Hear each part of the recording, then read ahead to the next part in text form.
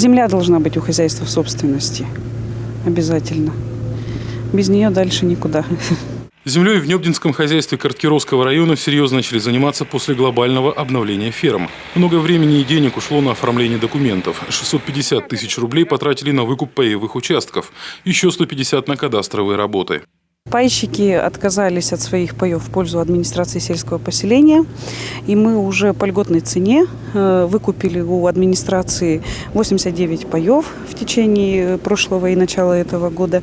И на сегодняшний день идет оформление участков в собственность нашего предприятия. Мелиоративную технику на этом поле не видели с 1983 года. Фронт работы большой. Очистить все канавы, обновить дренажную систему. Десятки метров труб уже завезли. В этом году здесь планируют привести в порядок 50 гектаров. В хозяйстве Большелуга еще только строят мелиоративные планы. В генеральной уборке нуждается 80 гектаров. И тянуть больше нельзя, говорят аграрии. Здесь планируют увеличивать поголовье, а поэтому новые пашни нужны как воздух. Впрочем, даже те земли, что уже в обороте, сегодня доставляют немало хлопот местным механизаторам. Это видно по полям, потому что сырая земля. Как дожди льют, так и заехать на поля не можем. Все зарастает, все канавы. Большую работу по обновлению земель в Коми начали в прошлом году, помогли федеральные субсидии. Вместо 500 гектаров мелиорацию провели на 1000. Правда, нагнать объемы удалось лишь под конец сезона. Этим летом складывается похожая картина. В прошлом году тоже мы немножко буксовали в одно время. Потом работа пошла, уже мы сделали 2 раза больше, чем было запланировано. Я думаю, что опыт есть работы, мы возьмемся. Многие сейчас заняты на кормозаготовке, они больше туда акцент делают.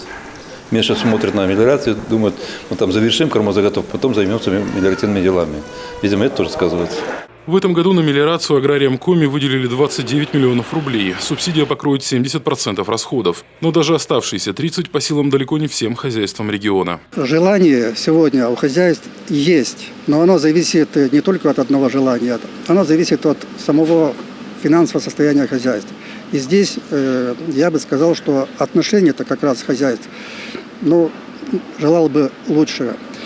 Могу только отметить, что хозяйство, скажем, Изваильский, сегодня он купил сам технику, сам работает, вопросов как бы нет, работу делает.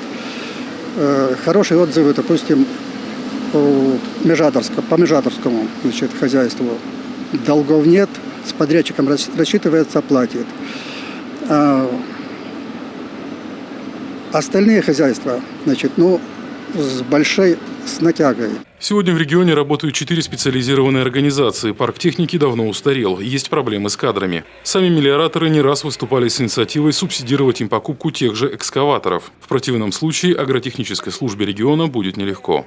Алексей Корчма, Виктория Палкина, Елена Кононова, Василий Янин, Алексей Паршуков, телеканал Юрган.